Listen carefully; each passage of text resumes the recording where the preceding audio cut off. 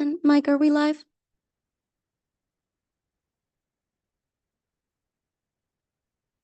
We are live. Thank you so much. I'm gonna let our team get situated, and wow, I'm so excited. There's folks in the audience today for the first time in a while. Hi, everybody.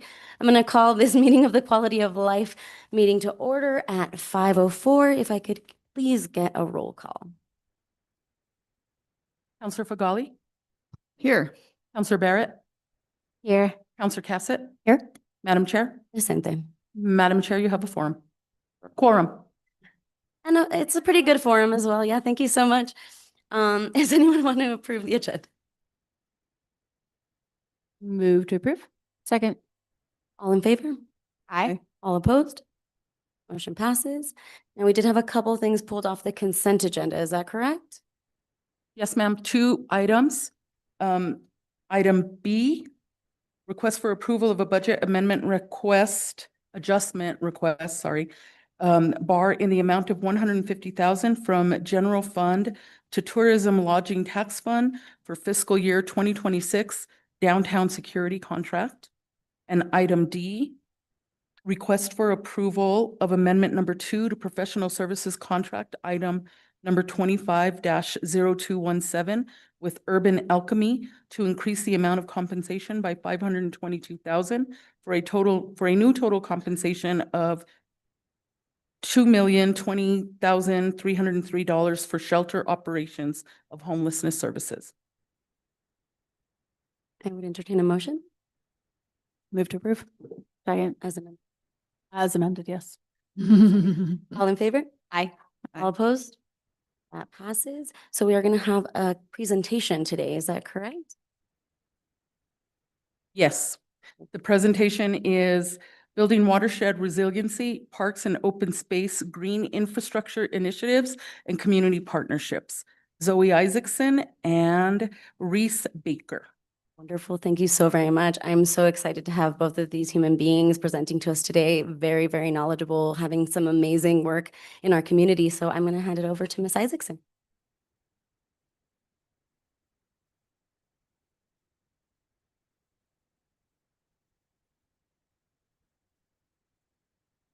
How about now? Okay. So just tuck into it. All right. Thank you, counselors. We really appreciate the opportunity to join you tonight to talk about what we're doing as far as our green infrastructure and stormwater management throughout the city. As Counselor Castro mentioned, I'm Zoe Isaacson, the River and Watershed Manager for the city, and we have Reese Baker, owner of the Raincatcher and PhD candidate. So we're really excited to have him also speak about our collaborations and some of the work that he has going on outside of our city partnerships. So we'll talk about stormwater management in Santa Fe, kind of just setting the stage of how we approach that and why. Reconnecting stormwater to the landscape, our city initiatives, and then Reese will kind of talk about some of his projects. So just to provide some context, all water in our watershed, you can see on the screen, this is kind of a graphic of the Santa Fe River watershed and all of the sub basins. All the water in our watershed drains to the Santa Fe River, either above or below ground. And so that surface water is channeled through arroyos, acequias, and the Santa Fe River in particular, and also below ground in our aquifers. It connects, the Santa Fe River connects to the Rio Grande just south of Cochiti Reservoir. The city has an MS4 permit. The MS4 permit is our regulatory mechanism to discharge surface water to the Santa Fe River. MS4 stands for Municipal Separate Storm Sewer System. So essentially what this says is that we have a separate system that manages our stormwater from our municipal wastewater. And so as we all know, wastewater gets treated, stormwater does not. And so in order to stay in compliance of this permit, we are required to show that we are giving our best kind of faith efforts to improve stormwater quality before it enters our surface waters, specifically the Santa Fe River. So we're in an urban environment. The city of Santa Fe, has 400 plus years of a history of building and hardscaping the environment. Pre-development, so before all of that hardscape, our native landscapes were able to handle or manage between a half an inch and an inch of rainfall every time it rained. So through 3 primary mechanisms like canopy and surface storage, just having uncompacted native soils, and actually the root zones of our vegetation being able to kind of soak up and infiltrate that water. And why that matters is because we've kind of completely shifted how our environment interacts with stormwater and how stormwater flows over our landscapes. So this is just a quick kind of graphic that shows you that as percent impervious areas, impervious surfaces expand, our land loses its ability to absorb water, which I think we're all very familiar with, the degrees of erosion and channel degradation and just the lack of capacity for our natural system to handle these more intense, although less frequent storm events that we're having with climate change. So when you have a hardscape, you're driving these erosive forces, you're accelerating infrastructure failures, and you're also degrading water quality. So what we're trying to do in the river and watershed section and parks and open space as a whole is really look to nature-based solutions to kind of provide some of the solutions to these problems. Nature-based solutions use natural materials to mimic our natural processes. So you can see in the schematic how at every point in the watershed, we're trying to basically slow and sink water. And what I tell my staff, my team, is that a large percentage of our work is really just about like dissipating energy and allowing water to kind of work for us and to infiltrate and to soak into the landscape. And so nature-based solutions are often adaptable and self-healing, so they do kind of change and shift over time. They provide multiple benefits. Oftentimes they're cheaper and they're definitely more resilient over time.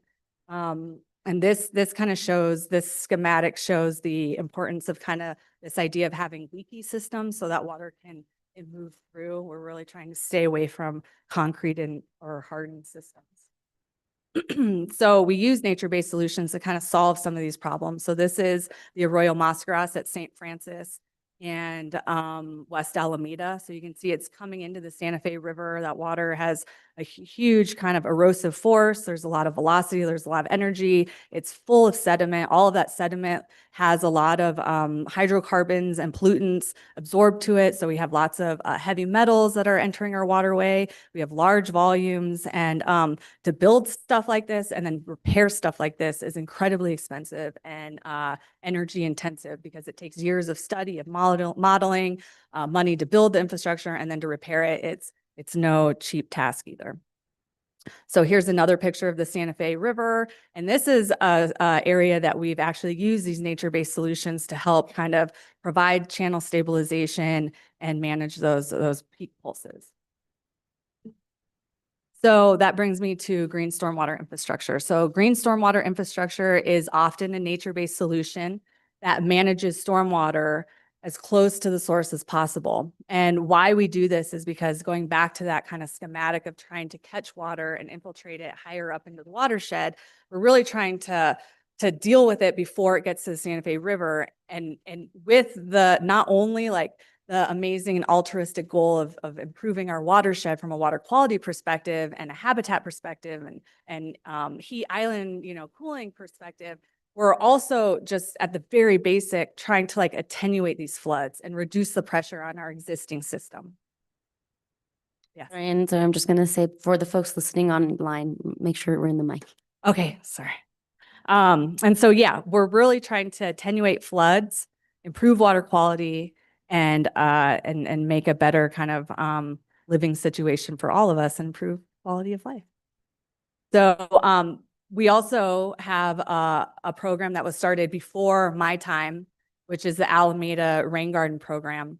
And so this was a project that identified sites along the Santa Fe River corridor, along East and West Alameda, that were conducive or suitable for this green stormwater infrastructure implementation. And so we have several sites that have been built. We have several more to go. The red dots are sites that have been built. The blue dots are sites that are still suitable, but for whatever reason haven't been built out yet. And some of them actually have been maybe altered. This graphic is several years old, so we're in the process of reevaluating these locations and trying to get a more updated map of where we could build these types of facilities in a more impactful way.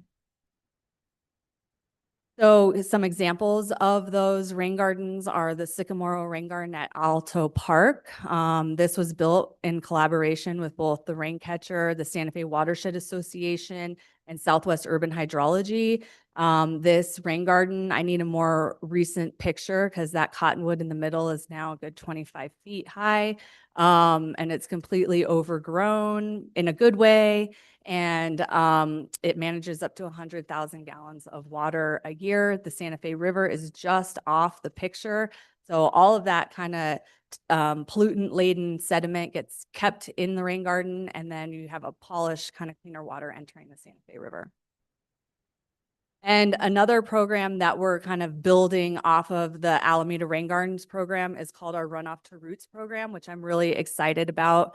We've kind of done some soft launching of this program, and basically what we're trying to do is work with neighborhoods and individuals who see an opportunity to implement these types of facilities within their neighborhood or an open space, or within different right-of-way configurations, to really implement curb cuts and rain gardens to, again, attenuate these peak pulses, but also beautify their neighborhoods. And so it's a real public and private partnership where they identify locations, and then we will build the rain gardens and do the curb cut and design them if they agree with a maintenance agreement to maintain these facilities, so that we kind of get out of having maintenance being a limiting factor, which I think we all know maintenance is a huge hurdle that we all have to overcome, especially, we are part of the Parks and Open Space, and oftentimes, parks and open space are just perfect complements to this type of facility. And so, but we're stretched thin. So having this pairing is a really good way to kind of solve that constraint. And so this is the Valley Drive Rain Garden, which is one of these collaborations I spoke of. So the community came to us. They wanted to get their chicanes redone. They were full of weeds. We designed it and constructed them. They're maintaining them. It improves water quality. And you can see kind of the blue line where I highlighted the flow path, and you can see that big tree there now and all of these native grasses growing. And this is 1 year after construction.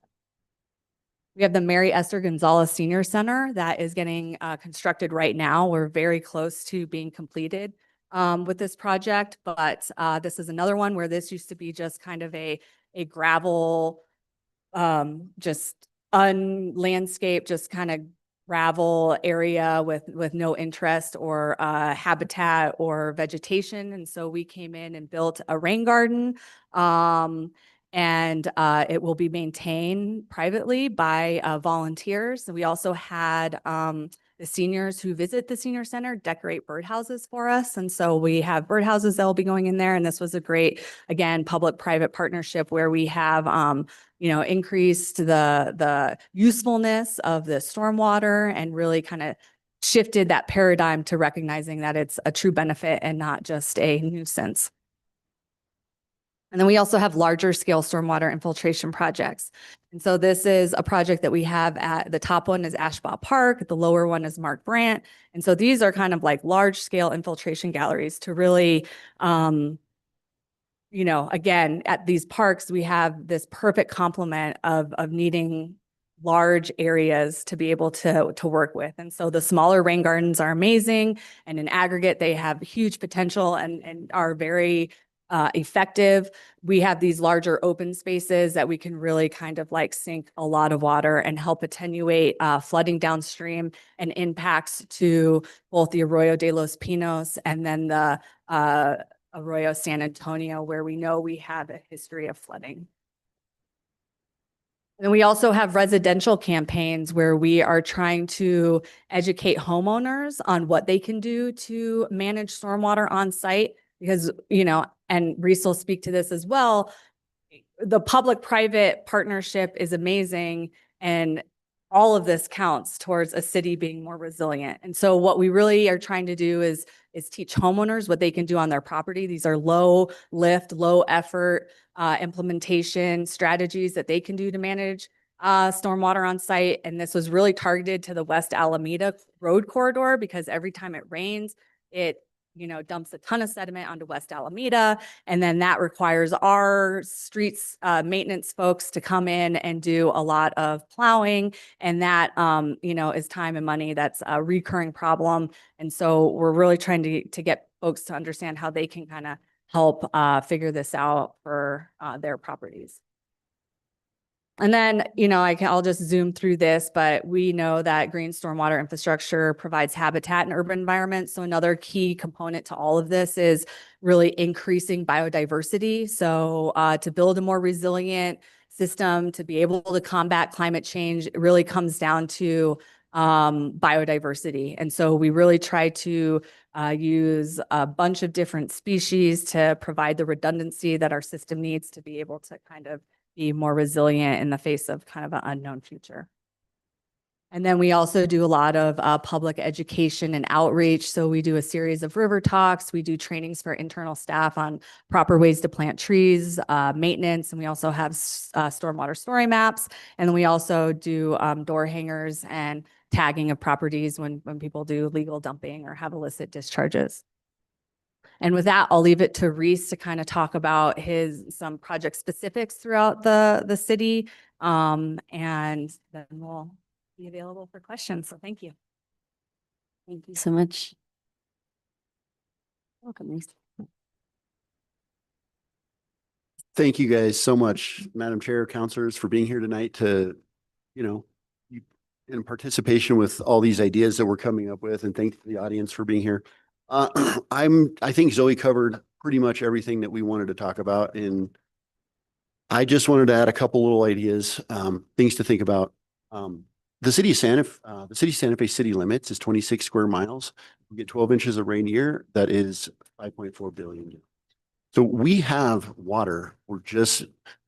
We need a paradigm shift, that the things that Zoe's working on to transform the way we use rainwater. And so these rain garden concepts, if you see this diagram here, like we were talking about, we have completely destroyed the hydrological component of our ecosystem by paving the earth, parking lots, roofs, streets.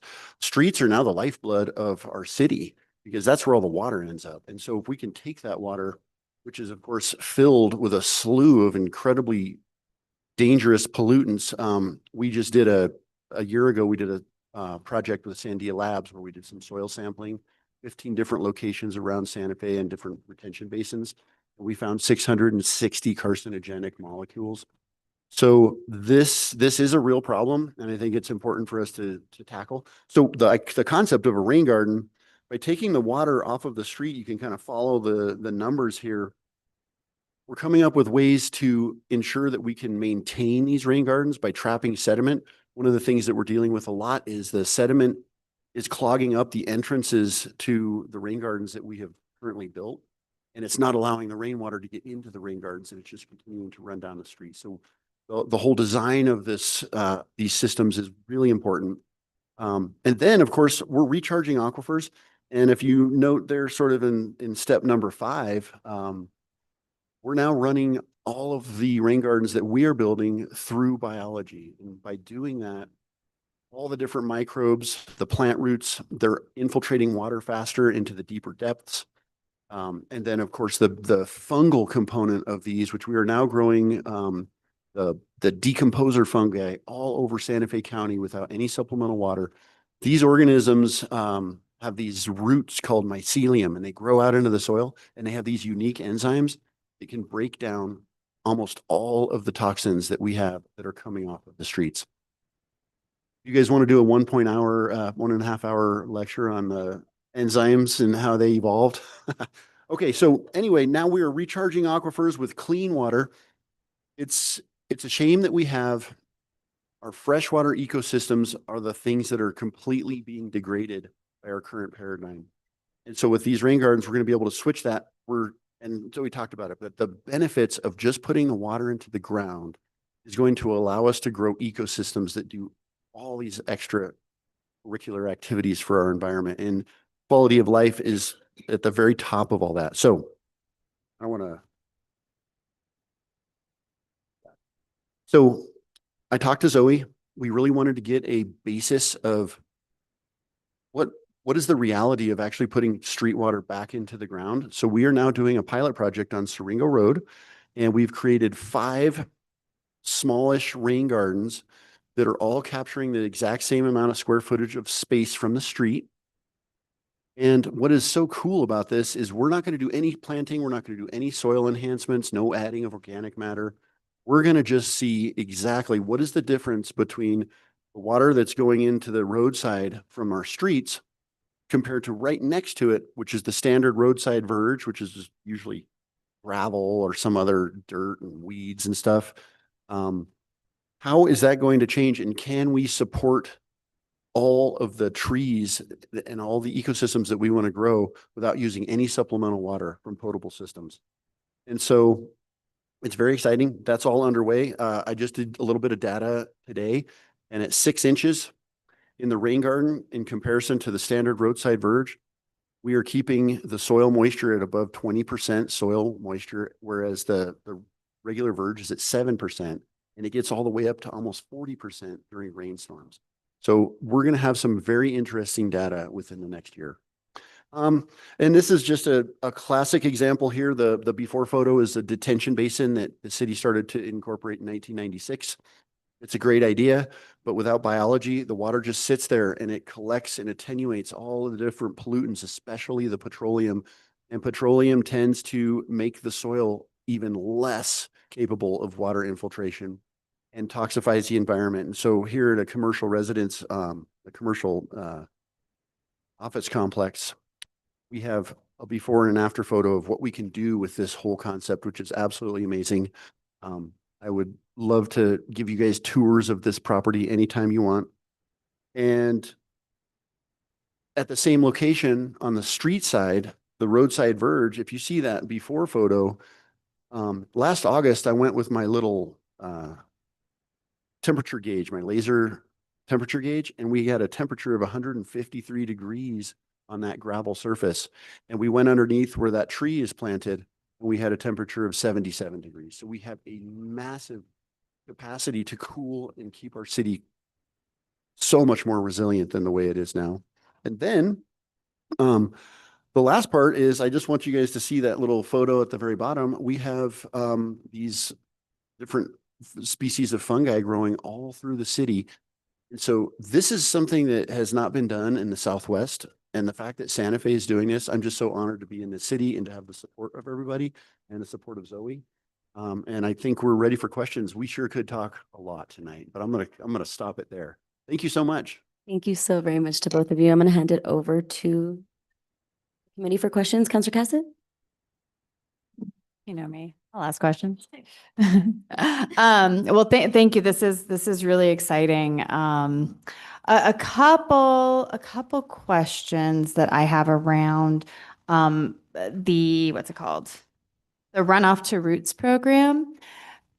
I am sitting there and like thinking about like, okay, where in my district could I put this? Where I have no idea, to be perfectly honest. I don't feel like I have the knowledge to be like, hey, here's the place for the rain garden. Is that something that we could work with you? Because I know that at least, across the city, there's a number of HOAs that I imagine that if we camped a rain garden close enough to them, that we could probably get buy-in, or I know there's a number of people in my district in a variety of neighborhoods that they want to do placemaking and beautification.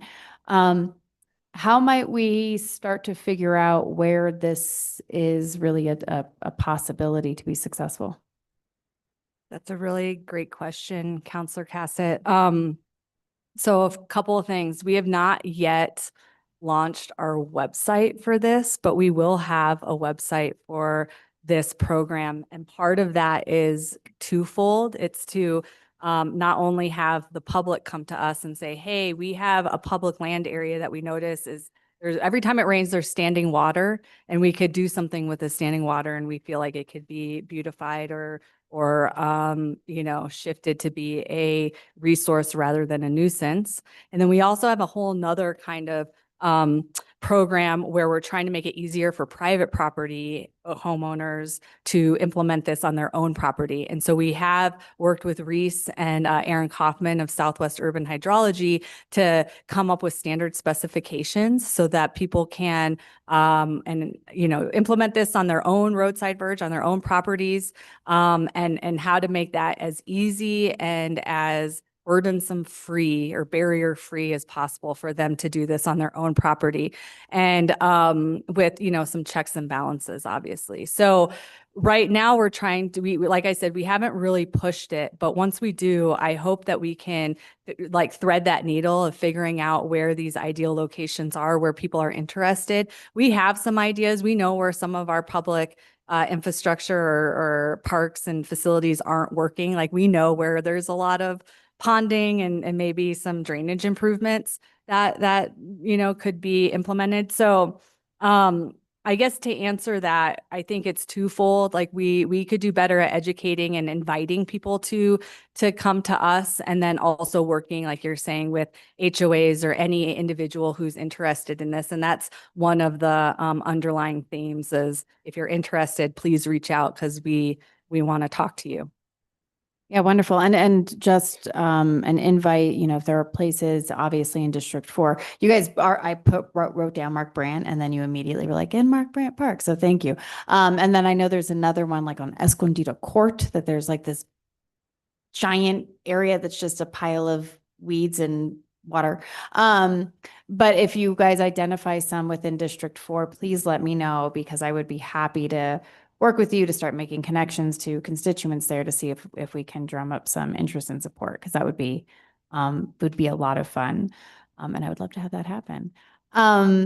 The study that you're doing on Siringo, I keep trying to figure out, and maybe you know, maybe not, what is going on with Tree Smart Santa Fe? Is it still there? And you know, that was that whole concept, the right tree in the right place. And we had talked about how we want to increase the canopy, especially on the south side. But a lot of this is we were going to look at, you know, what is going to grow where, you know, given that on the east side and the north side, we actually, you know, it's a bit of a cooler environment the closer you get to the mountains. And then as you get more to the south side, further from the mountain, slightly lower elevation, but probably the bigger issue is a lot more concrete and asphalt.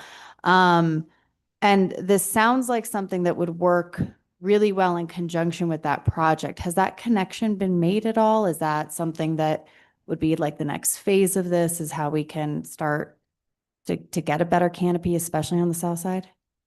Yes, thank you for bringing that up. Absolutely. So what we're hoping is that the data that Reese is collecting will do exactly that, help us figure out the right tree in the right place and kind of expand that knowledge of what suitable means, and kind of expand that breadth of what a suitable location is. Because I think if we can harness the water and passively harvest the water, then that potentially you know, expands what suitable means. But we also need to have the right tree in the right place, because not every tree can handle this like level of inundation or being saturated for as long, you know, go through wet and dry cycles. So the next step is absolutely using this data and then applying it to kind of real world applications. And that is directly tied to Tree Smart Santa Fe, the municipal tree board. So the municipal tree board will be reviewing our standard specifications to make sure that we're all aligned on what, you know, where we're encouraging folks to plant trees, because we want, you know, consistent messaging and to absolutely set us up for success. And so, yeah, that's the next step. So I appreciate you bringing that up. Thank you. Wonderful. Good, good. Yeah, absolutely. I'm really excited about that. I've been excited about Tree Smart Santa Fe for a while, but I feel like we haven't heard about it for a few years. So happy to hear that it is still in conversation and still in the mix and part of this process. Some other places that we have talked about the utilization of green infrastructure. One is Midtown, and that is heavily built into the Midtown plans is that we will be hopefully using rainwater in a very productive manner. And it's obviously, as everything with Midtown, it's a bit of a unique opportunity given that we are redeveloping the entire piece. Can you speak to that and what that's looking like with planning? I know that we have a long way to go when it comes to the infrastructure in Midtown, but what does this green infrastructure piece look like with that?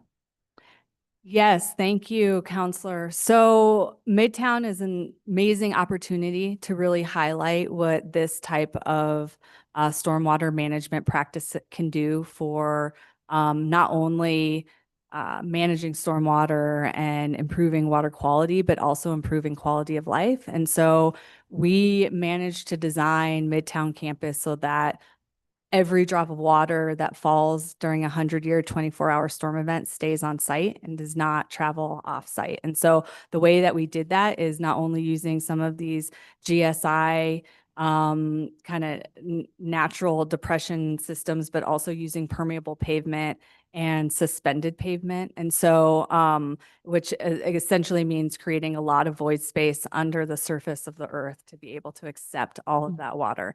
And my understanding is that that is all still happening. And we are at 90% design. The two parks that are being designed now, the Plaza and the Arroyo Park, are also going to be utilizing green stormwater infrastructure, and will have a kind of stormwater arroyo feature through the park, and highlighting a lot of different benefits of stormwater, everything from pollinator gardens to bird habitat to bat habitat to different varieties of native species that really will highlight what a native functioning system is supposed to look like in the context of a park. And so this is, again, I think all of the design team. I'm kind of the stormwater part's been designed, so I'm not as intimately involved now. But in my understanding is that all of that is a go, and that the whole team is really looking for Midtown to be kind of a showcase of what we can do and what the right practice is. And yeah. Good, good. Glad to hear. That's exciting. Everything about Midtown is exciting. And then the other place we've talked about this is medians. And what I've always run into is this, this concept. We've talked about xeriscaping our medians, but we've also talked about green infrastructure with the medians, maybe, or maybe I'm thinking of the side of the road and not the middle. And how we can create these native landscapes. And we've talked about pollinator gardens within the medians and how that balances out with both, if we capture rainwater, we're going to get more growth, but we also already have the challenge of our medians being overgrown and keeping up with that. This might be a Melissa level question because she sees all of it, but if you have any insight into this conversation and this balance, I'd be curious. I think the balance is definitely attainable, and it's really about thoughtful design and understanding where the balance, not to be redundant, but where the balance is between kind of hardscaping and green areas, and how to design medians that are beautiful, but also don't require as much maintenance. And so I do think that that's possible. It's also, again, goes back to this idea of the right tool in the right place. Not all medians are conducive for curb cuts. The way that our roads are traditionally designed, the middle is the high point, and the water sheds to the gutter, to the curb. And so the middle doesn't usually get a lot of water. And so that's where, improving the design and the hardscaping, because recognizing that it usually doesn't receive water, will help also with that maintenance factor. And so, you know, I do know that we're working on somewhat depressed, but not adding or using them as water harvesting from offsite flows. But how do we utilize the water that actually falls on the median in a better way, in a more thoughtful way, and then, you know, balancing that design with the hardscape to improve maintenance. Okay, got it. Thank you. And then last question, then I'll yield the floor. Kind of going back to and even in our parks, you know, we have this trend of moving towards AstroTurf, and a big part of moving towards AstroTurf has to do with water scarcity. And I think at home, you know, we've created, you know, these tiered water usage systems that we encourage conservation. And as a result, a lot of people are like, you know, I can't pay for a lawn. I can't pay to water a lawn. But you know, I'll go ahead and put in AstroTurf and then I don't have to deal with that. So, I mean, through the lens of this conversation, one thing that concerns me is that, you know, again, these impermeable, I would imagine maybe there's some permeability there, but more impermeable surfaces with AstroTurf, but also it probably adds to the heat island effect. And you know, when you're talking about some of these home resources and people who want these green spaces, you know, are there options there that make lawns not such a, I mean, because you know, there's an issue there with water conservation, and that's a problem. But you know, AstroTurf's not necessarily fabulous either. So I don't know if that's been part of these discussions with some of the home components, or even, you know, some of our parks. Yeah. So when it comes to lawns, I think that's a whole nother story. Lawns really take continued care. And so when we're talking about green stormwater infrastructure, we're talking about kind of infiltrating and natural, or what we call passive harvesting. Mm-hmm. I think one could, and I'm not advocating for this one way or the other, but utilize stormwater to offset some of that potable water use if you were to maybe have a more what we call active stormwater system, where you were to catch things in cisterns and then use that water over time. And Reese could definitely, that's kind of his wheelhouse, and he could speak to that much more articulately than I can. When we're talking about park systems, I don't think that that's necessarily a direction that we would necessarily advocate to go in, because there's a lot of pumping and mechanics and mechanical situations that need to happen to get that water to then enter the irrigation system. And so I think it's definitely a balance in the Parks Department, and I will let Melissa speak to that. But I do think that it is kind of this balance, because we need suitable areas for kids to recreate and have fields to play on. Having two young boys myself, like, I recognize the city's need for that. And I think even the synthetic fields can be they can infiltrate, and they can kind of help, you know, they don't shed the water like they used to. I think they've gotten a lot better, but yeah, I think I will leave it there and let Melissa speak to it. Wonderful. Well, thank you so much. I really appreciate it. And thank you for the presentation. Really, really exciting work that's happening. Thank you, Counselor. Counselor Barrett. Hi, guys. Thanks for being here. So glad you're here. Great presentation. And I think, I can't remember, because I know we met before, Reese, and I forgot if we talked about schools. I know you're out of UNM, right? And then I didn't know if you were working in any of the public schools as far as like projects with students, and any of Santa Fe public schools, as far as maybe they could start up some rain gardens around town and help maintain them.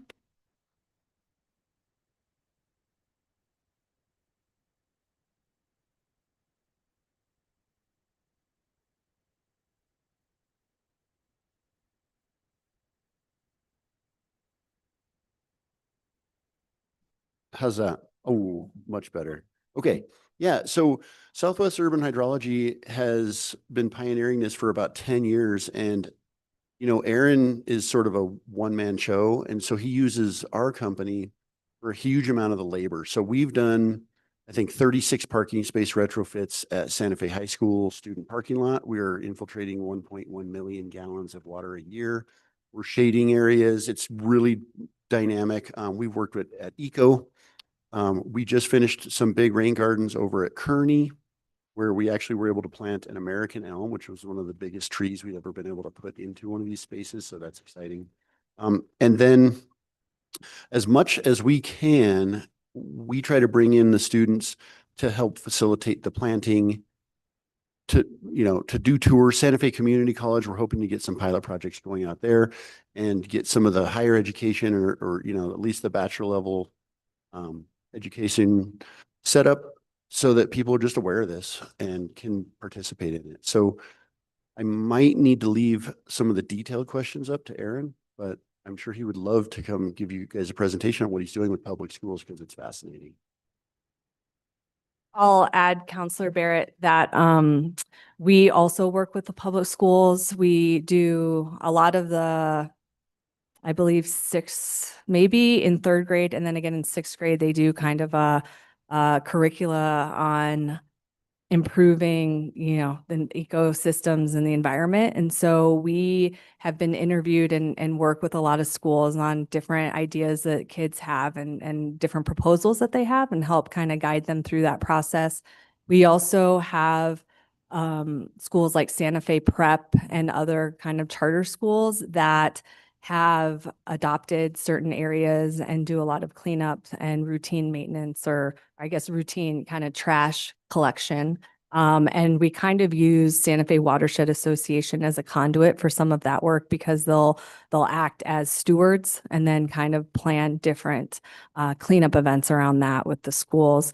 The getting schools involved is definitely something that my group has talked about and how we can be more proactive in that, because again, I think, we need to be better about educating our youth so that they can, again, be the stewards that we want to see as they grow up.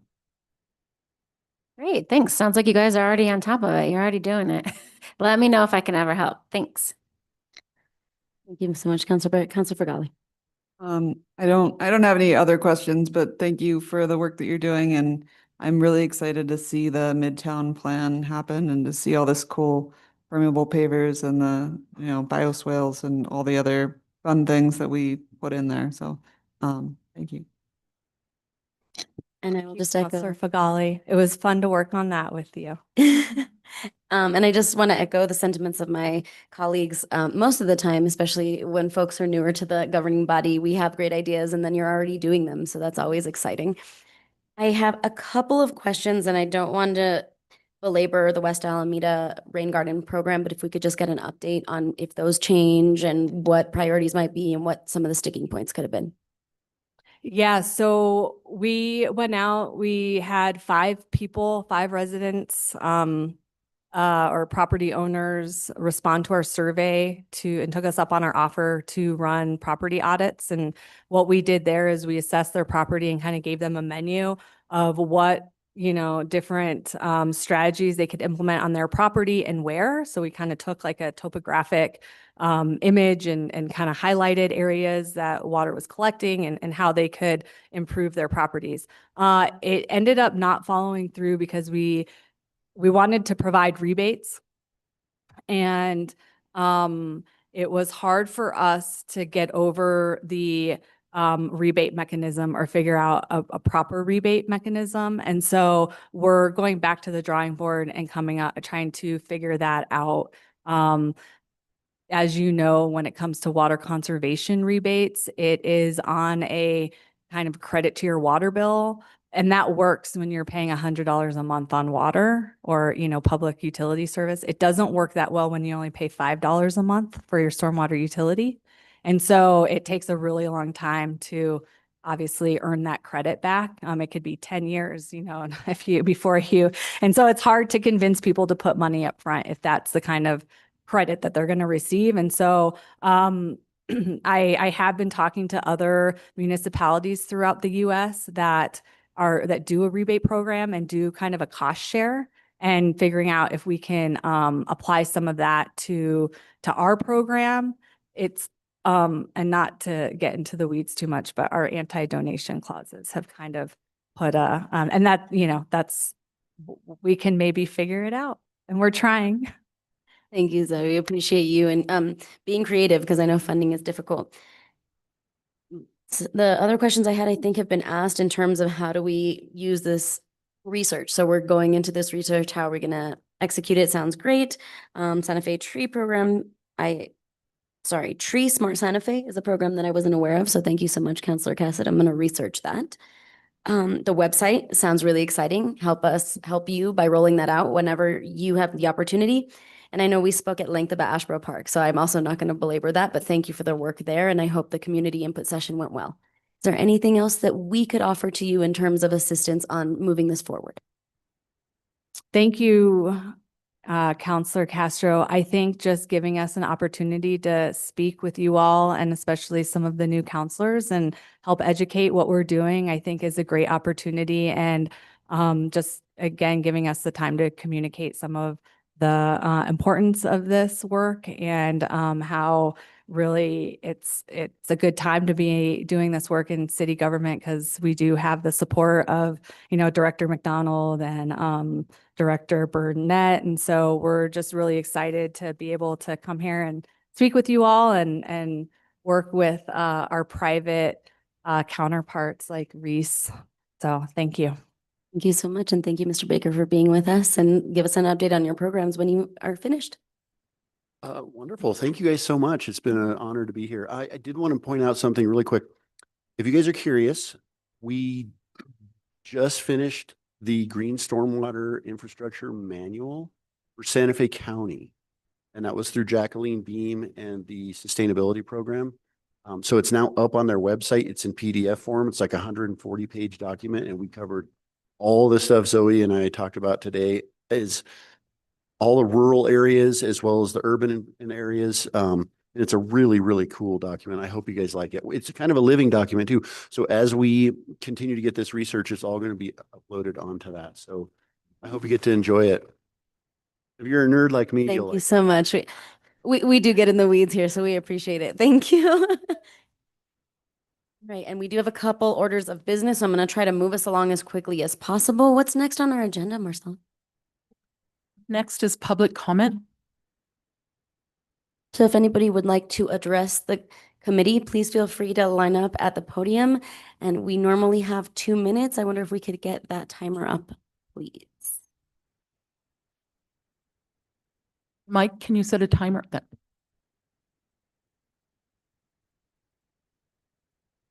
go. Yeah. Hi. If you would like, you could give us your name and the district you live in so we know who you're addressing in particular.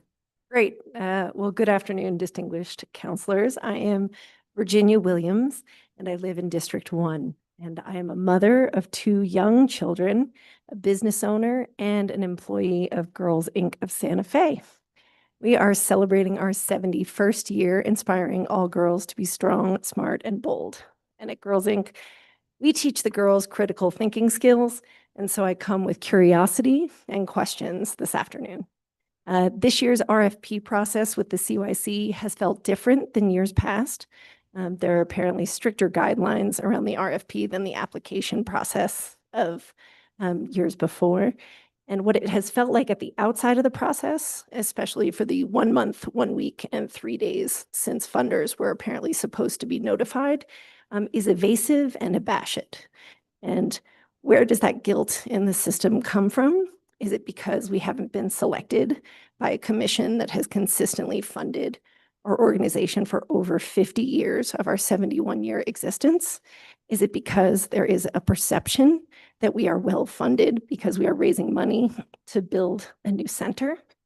Our research and third-party evidence-based programs cost money, and safe places with reliable, trusted adults cost money. And we have come to be partners with the city over our tenure, not reliant, but in partnership. And I'm asking the governing body this afternoon out of curiosity about your understanding of the budget of the Human Services and the function of the Children and Youth Commission.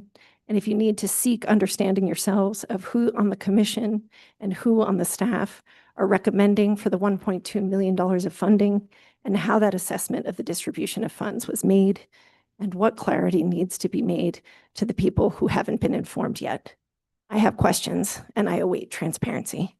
I have questions about the new strategic direction and eliminating early childhood, why they feel that Girls Inc. does not fit their definition of a partner, a reliable partner who's been a consistent community person, nonprofit program that promotes the healthy development of local children and youth. Thank you. Is that my time? It's your time. Thank you so Goodbye. much. We Thank you. appreciate you. Yes, feel free. If you have anything in writing, you can hand it over to Marcella or you can email us. Hi, my name is Connie Burke, and I am in District 1, and I am the board chair of Girls Inc. of Santa Fe. As Ginger said, we have received funding for the last 50 of our 71 years from the city. And this funding is very important to us because what these dollars do, it's a 3-year grant. And what these dollars do is they help us fund programs in the schools, especially on the south side. Our headquarters, as you know, is up on Hillside. And so that serves one kind of girl and it serves one neighborhood. And that's on the north side of town where girls can go to the after-school program. But what a lot of people don't know is that we serve over 1,000 girls out in the schools. And so it's these funds that have been able to allow us to serve these girls. We are building a new facility and we are raising money, but that's under a capital campaign. That's not operations. And so it was just very confusing to us when we didn't get notification as to whether or not we received these funds. In the past, we've received them, we've gotten notification early in the spring, and because of the fiscal year with the city, those funds are usually available to us on July 1st. Thinking we were going to get these funds, we have already made promises to the schools. We are in 18 schools here in Santa Fe, and we provide resources and programming to 32 different groups in those 18 schools. That's a lot of kids that we support. So as a board member, as the chair of the board, I have a fiduciary responsibility. I worry about the dollars. And we can't, borrow from Peter to pay Paul. We have to have these dollars. And so what we want to know is where did we fall down, if in fact we did, in not being able to get these funds? Thank you very much. Appreciate you. Thank you. Hello, counselors. I am Adana Hernandez, and I'm the Chief Program Officer for Girls Incorporated, and I'm from District 3. And I have been working for Girls Incorporated for 26 years. Throughout that time, I have been working directly with the youth. It is my responsibility to train our staff and to support our staff to go out into the community and provide impactful programs. We're providing wraparound services for these young people. We are not only just providing programs for the kids in the schools, but we're also providing supports for their families. We're coming into the schools and we're providing them with the supports that they need when their young people are experiencing difficulties with their relationships. This is a really difficult thing that we didn't receive the funding that we received because, as Connie mentioned, with us working with 1,300 youth, currently I am exploring which classes, which groups I'm going to be cutting so that way we can make sure that we can continue to do the work that we're doing. So how do I make that decision? How do I say this school doesn't deserve this and this school doesn't deserve that? I have intentionally made sure that our staff are paid well so that way they are able to continue to have the ability to work for Girls Inc. and for them to go out and continuously work with those kids year after year. Now we're not able to provide that programming for those kids who have been with us for that many years. Some of them are coming to us from 3rd grade all the way up until 10th, 11th, and 12th grade.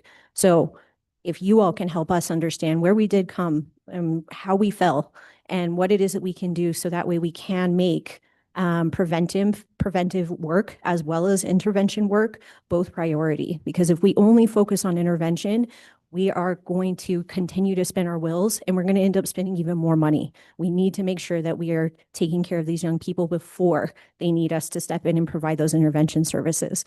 We want to be partnered with you all as best as we can. We just want to make sure that we can continue to work with these kids and we don't have to tell them no. Because as of right now, I'm going to have to cut probably 10 different schools. Thank you. Thank you so much. Good afternoon, counselors. Nice to see you all. I'm Linda DeWolf. I'm on the board of Girls Inc. of Santa Fe and also the chair of the Fund Development Committee.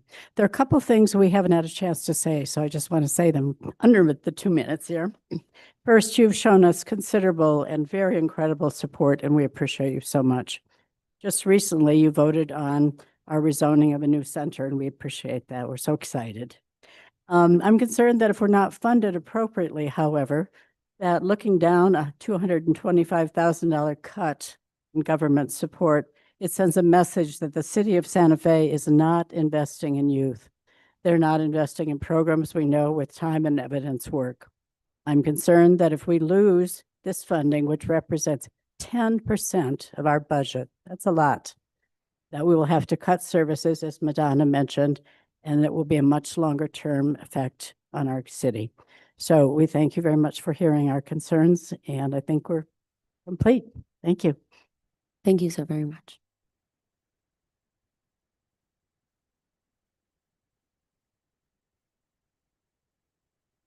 Hi, I'm Marcia Emerton, District 4, and I feel like this is a little bit backwards because I see Kristen and Leah here, and they're going to be talking about the things I'm asking about, but there's no question time after, so I'm going for it. Consuelo's Place, I saw that it's going to be funded through next year, 2027. My question is, will it be in the same place? I'm very much for the funding. When I heard they get by on their budget of $17 a day per person, I think this is a really, really good deal. The next thing is Agape House. I believe their contract is up on July 31st. I saw there's a plan to give them $522,000 more in money over their original budget, I believe. When does this go? What's happening with the money there, and how far in the future is this paid out? I mean, when does that end? You can see I have lots of questions. I know it's kind of between a little bit of a rock and a hard place, maybe, no pun intended, that there's people there. You can't just cut off the funding. So that's all I have to say, but those are my questions, and maybe they'll be answered in a minute. And the watershed thing was beautiful, and I'm all for Girls Inc. Thank you so very much. Is there anyone online, Marcel, that would like to give public comment? No, I thought there was going to be, but nobody joined. Okay, well, thank you so much. If anyone has any other comments that they would like to email to the committee, they're more than welcome. What is our next order of business?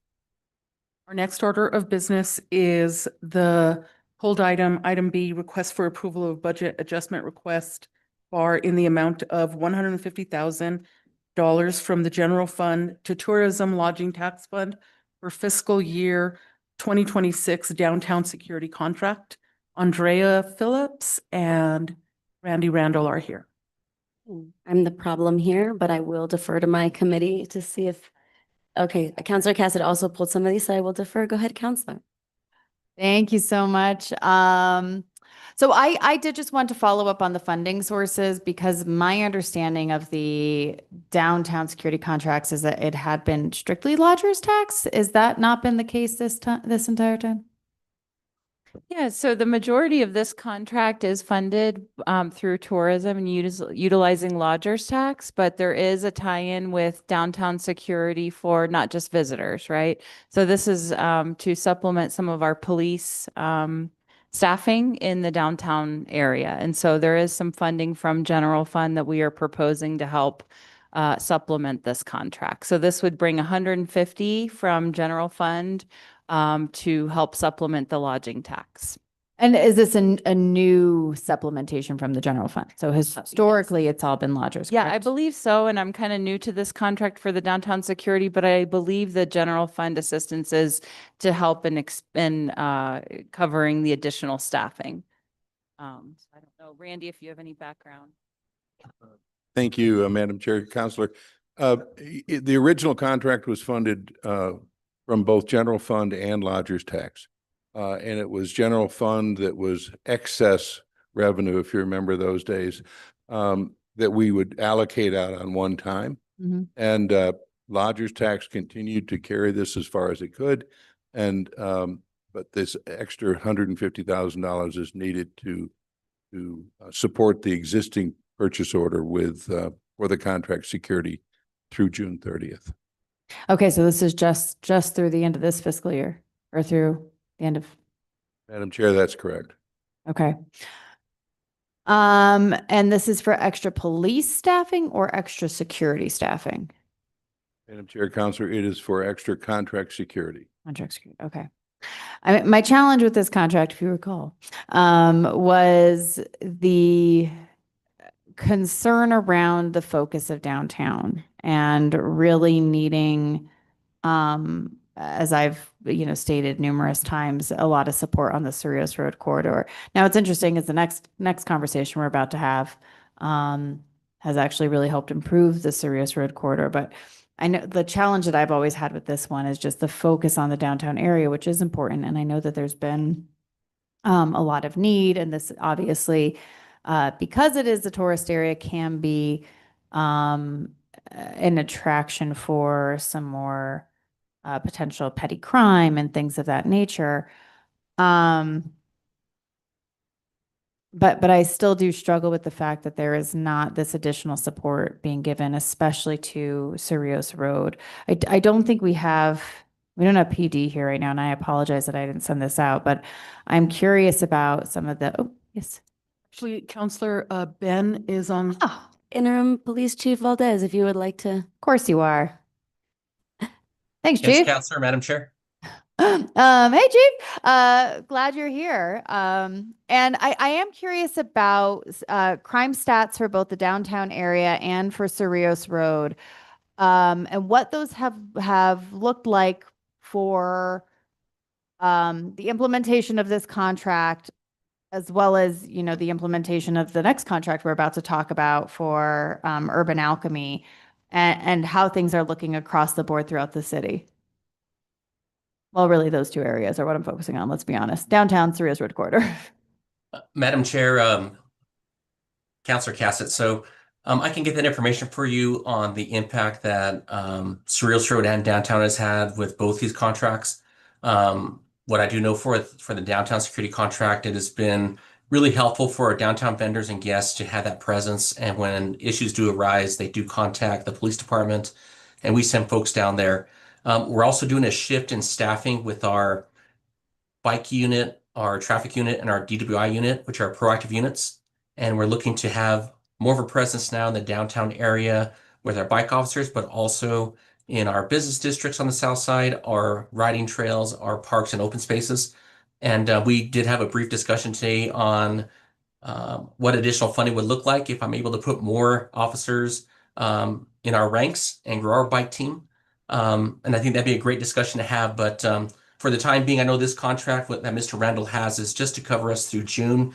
The shift in schedule with our bike team is going to go into effect this Saturday. So we will see more of a visible presence of our bike team downtown. And we're doubling their staff from 2 to 4.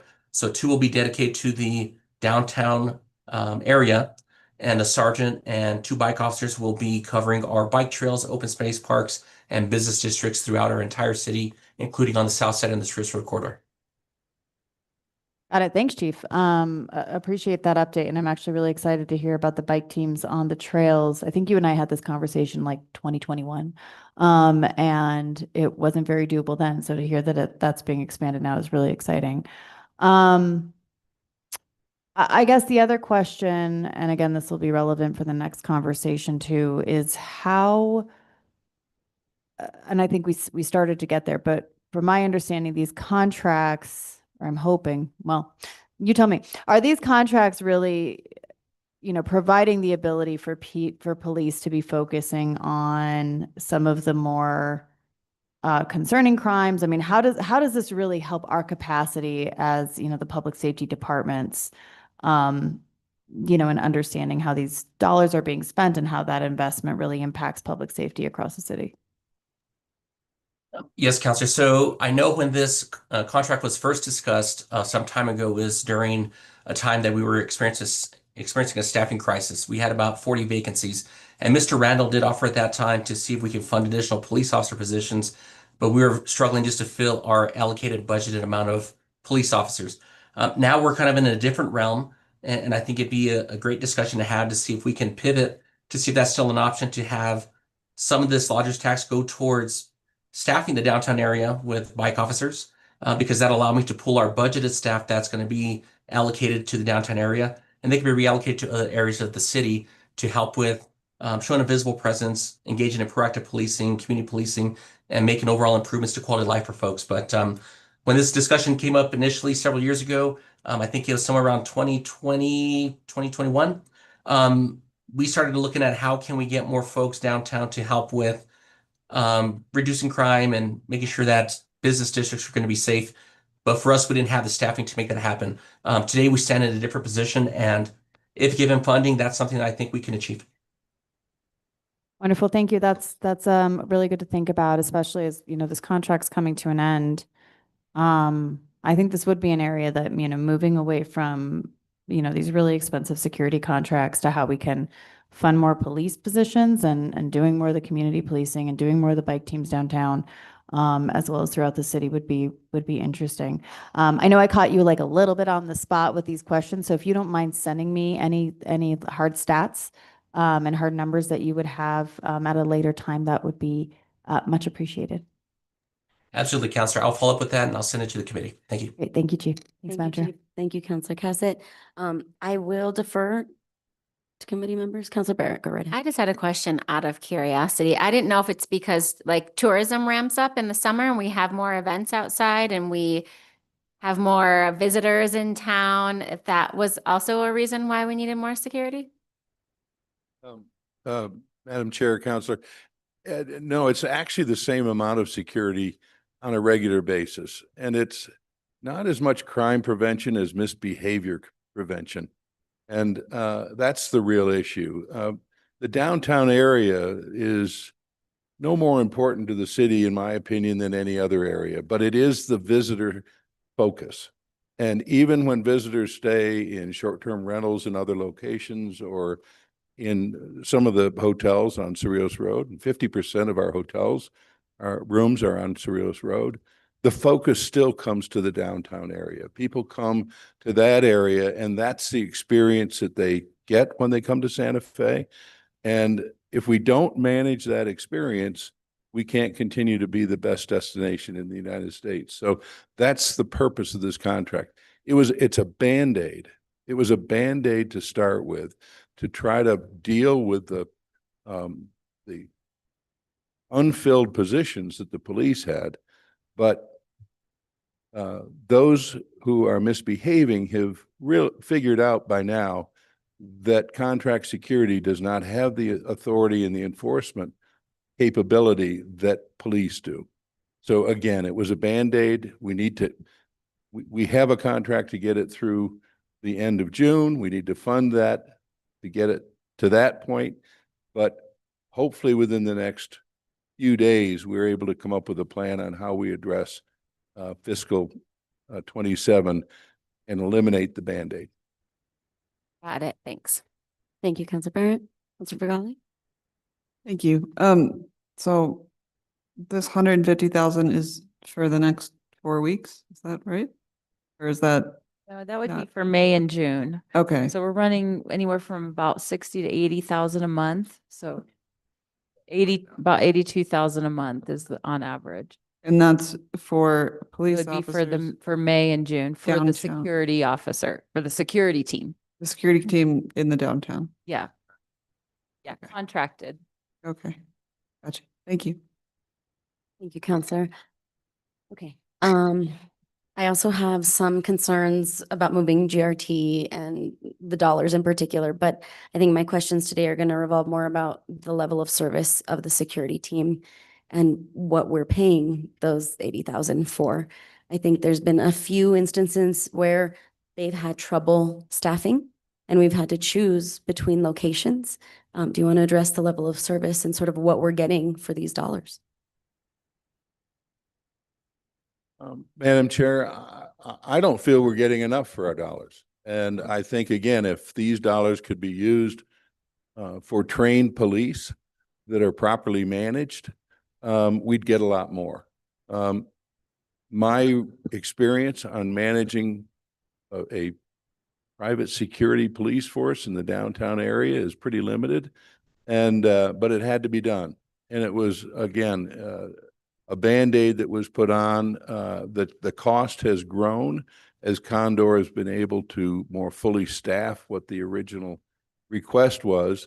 The actual dollars that we've used for the service were designed for a year, and they've lasted almost 2.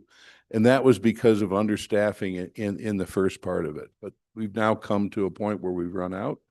And but again, I don't think it's the answer. There's no long-term solution in private security trying to manage the misbehavior downtown. And I just want to, double down on your response that this is not preventing crime, that they do not have the authority to arrest anyone, that there are still the need to be calling officers, which is why, interestingly enough, with my ideologies, I've been asking for more police officers on bicycles in the plaza, because there are businesses. We had a meeting recently with our constituents asking for more police presence. And so though I understand that this is a Band-Aid and it's something we're getting pushed through, I don't feel we are getting the bang for our buck with these dollars. And with that, I think anyone has any comments, we can, Councilor Casson. Thank you, Madam Chair. So on that note, that this has lasted almost 2 years, says the money's been able to extend almost 2 years. I'm sorry, it's been a long day. I'm getting to the end. Because they were understaffed, so we weren't actually getting security to the greatest extent as we had initially planned. In terms of the impact of when they were understaffed and we had fewer security officers that we were paying for versus this conversation now, which is essentially funding 2 months of the full capacity, is it that much of a difference? And given the increase in our police department, I mean, is the juice worth the squeeze at this point? If we saw what it looked, we were able to see what it looked like with a lower amount of security guards, and now we're able to see, the full staffing. Is it actually that much of an improvement that it's worth $150,000 for the rest of the fiscal year? Madam Chair and Council, let me just clarify. In addition to that original funding, tourism put in another $350,000, and it's asking for this extra $150,000 to get the contract completed. Mm-hmm. With the increased staffing, we've been able to expand the area that was covered. Mm-hmm.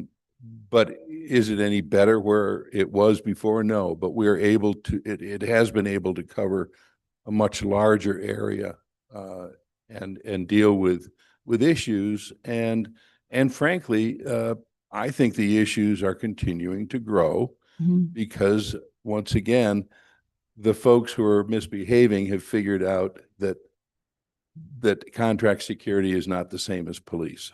Yeah. Yeah. The problem's gotten worse, but we've now had more people available to cover a larger area. We added, at one point, we added a mobile patrol. This 82,000 per month includes a mobile patrol, which was allowed it to expand quite a bit.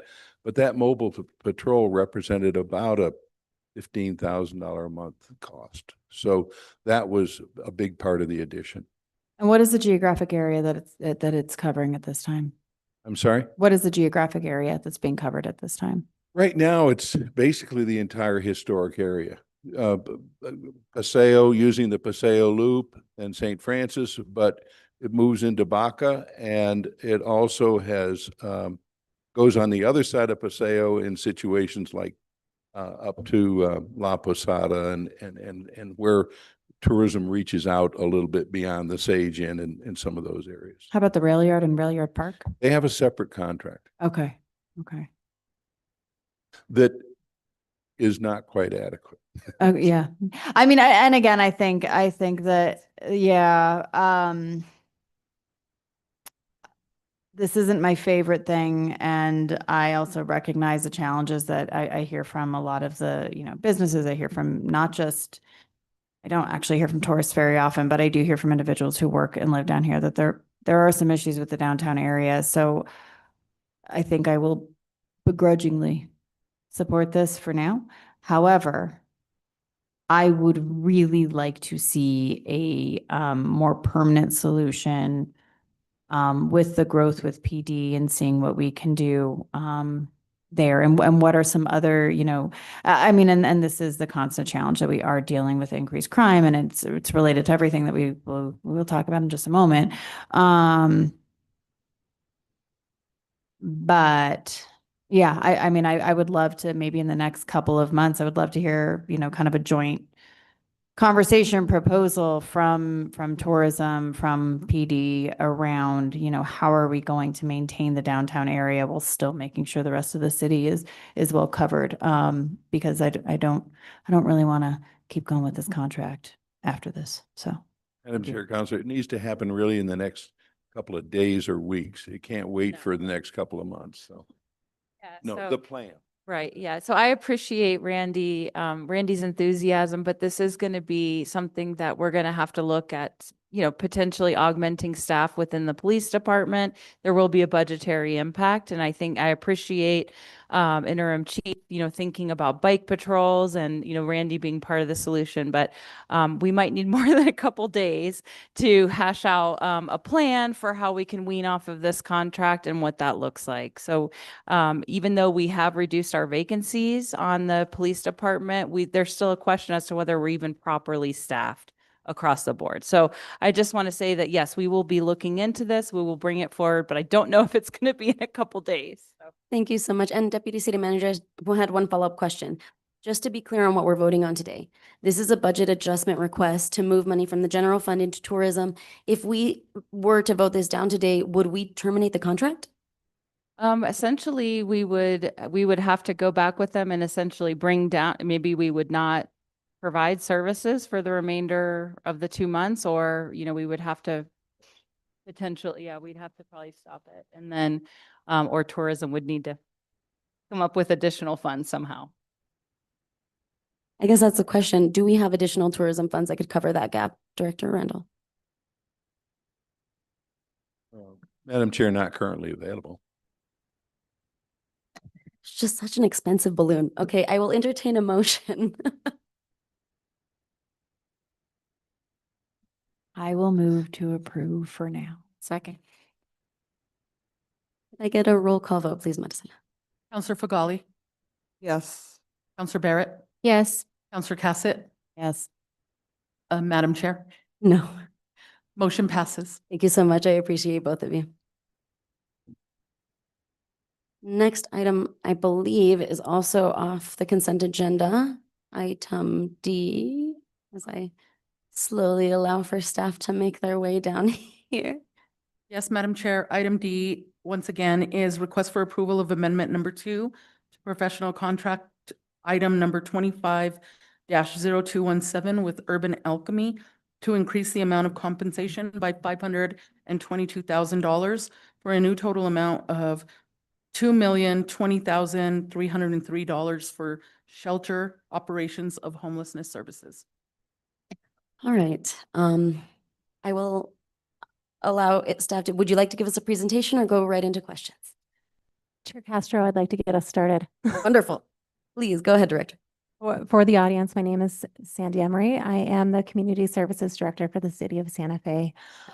Just to set the stage a little bit tonight, the contract that we're discussing this evening with Urban Alchemy, it was a response to an emergency RFP where the city discovered that the basic needs for our most vulnerable populations were not being met through current service provision, and entered into this contract to really ensure that we are meeting a level of care for our populations that is that really respects their basic human needs.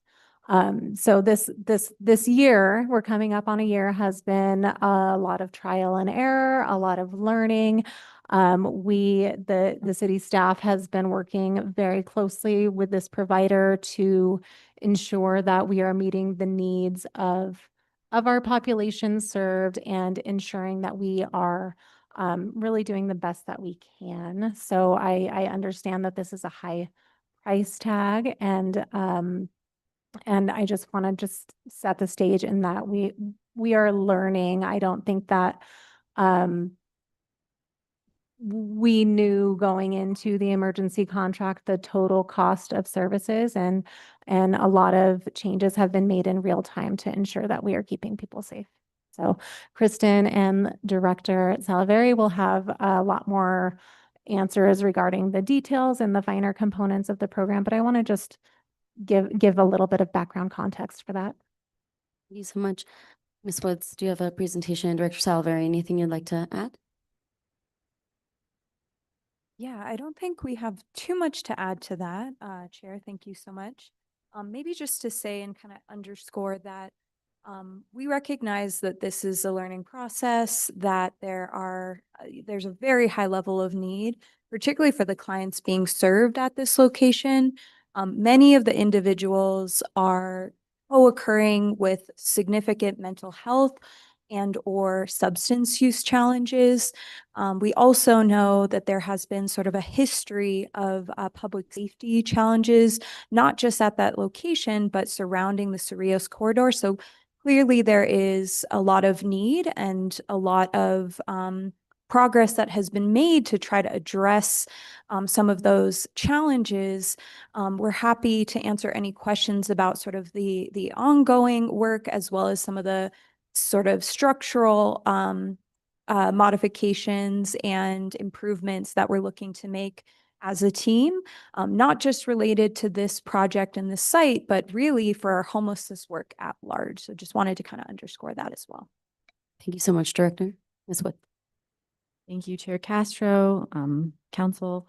I just wanted to share some really great statistics that we have from, we get a lot of data and reporting from this, from Urban Alchemy, and we, looking at our Q3 reporting, we have some really great statistics to share. We're really grateful to be getting so much data from them, and it's really informative. So they served 179 unique clients from February to April. There were 301 unique clients served for over 9 months, a 9-month period, sorry. So there were 301 unique clients served over a 9-month period. There were 149 clients receiving service connections to service, 93% bed utilization rate with an 85% benchmark, and 13% of the exits were to permanent housing, 17 out of 126. So some really great work being done over there. We're really proud of, the data and the information that we're getting from them. We're really proud of some of the things that we've been able to bring to the table with this model, particularly the 24-hour model. It's a really excellent model for service. I think with that, we stand for questions. Thank you. Councilor Fragale. Thank you, Chair. I'm just a little confused about the scope of this amendment. When did it change the end date of the contract? When is the end date of the contract? The end date of the contract has not been changed. The contract is amended to add an amount to the contract. So the contract ends very soon. Okay, because it looks like it says 12 months after signing, which was May 30th. So I'm sorry. Yes, that is a little confusing. It's a 14-month contract. 14-month. Yes. Okay. It's yeah, there's different language in the emergency versus the. Okay, got it. And it's June 17th is the last signature. So Councilor Fragale, that is correct. okay, so it would expire August 17th in theory. 14 months. August. I believe it expires June 17th. Okay. So, sorry, are we asking for $500,000 for 2 weeks? We are asking to amend the amount on the contract to make the amount whole. So, the total budget of the contract needs an increase of $522,000 to make the entire contract whole before completion. Okay. And sorry, what happens if we don't approve this? If we've already spent this money? That's a great question, Counselor Fagali. Thank you so much. I'm not sure I have a great answer for you. So part of what has been challenging with this contract is, as mentioned, this has been an emergency effort, right? So I think current staff are really inheriting some of the sort of agreements and sort of historical information regarding how the contract was set up.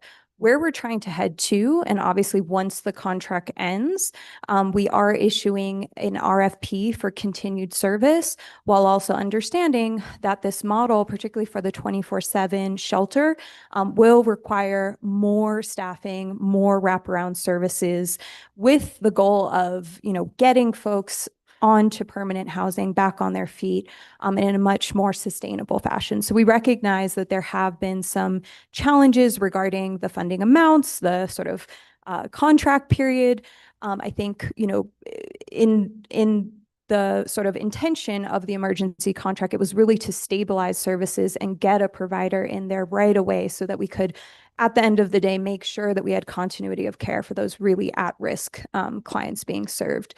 The direction that we're headed, and we're happy to speak to kind of the RFP, we're definitely incorporating a lot of the community feedback, a lot of the improvements, and making sure that we have a much more robust and sustainable service model moving forward.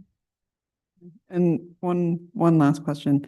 What is the plan once this expires like this contract expires, not this amendment, but what happens once that expires? Thank you, Counselor Fagali. We are currently procuring that contract right now and expect to have it finalized by then. Okay. Thank you, Chair. Counselor Barrett. Thanks, guys. So like, is it essentially that this money has already been spent because we just did not anticipate the high need of like the clientele that was like living there? So this money had to be spent in services for them because Urban Alchemy or we together just were not anticipating like the level of need occurring there at that facility? Yeah, so what makes this contract a bit unique is that it's really not, in some ways, it's not an isolated contract, right? I mean, we have the contract for Agape for the shelter provision, and then we also have contracts for Love and Oasis. And in actuality, the work on the ground, right, is happening all in one place and often has a lot of overlap, which again, from a service model perspective, is actually ideal because we have then folks that about 100 clients being served on site and individuals who may be on the waiting list or may not need a bed, but do want to have some level of case management or support. They're able to walk up to the site, get, connected to referrals and supports right away. However, when again, the sort of each of these contracts was initially taking place, there were sort of, again, and under the pretense of an emergency sort of urgent framework. So there were conversations that had, with a shift towards making sure that there was a 24/7 operation. So part of it is that we have more robust service provision and staffing for the shelter. However, the other sort of factor in all of this is that we've had some cost savings from the Love program, and at the original Love and Oasis contract, we've had additional cost savings with only standing up one Oasis rather than two. So part of, I guess, the complexity of all of this is there have been sort of operational improvements and more robust staffing in specifically the Agape contract, while there have been changes as well and cost savings from Love and Oasis. So hopefully that answers your question. Okay, because I know, because there were, oh, go ahead. Here, Counselor Barrett, I think just in addition to what Leah shared so well, is that the emergency procurement was for a 16-hour-a-day contract. And staff in learning and becoming more involved in the process found that actually the 24/7 365 model is best practice and is going to best serve our community. So that is where that big change came in. Okay, that makes a lot of sense. Like going into like, we only need to have 5 staff members for this many hours, realizing later when it was probably full, oh, we might need like 8 staff member overnight to be doing like these different things at all times. Because I was wondering too, because I know it started off with 2 Oasis and there is only 1 Oasis. And it was like, where's the second site for the Oasis? And so some of that money has also been moved into some of that direct service provision into Agape House. Got it. Okay. Makes more sense now.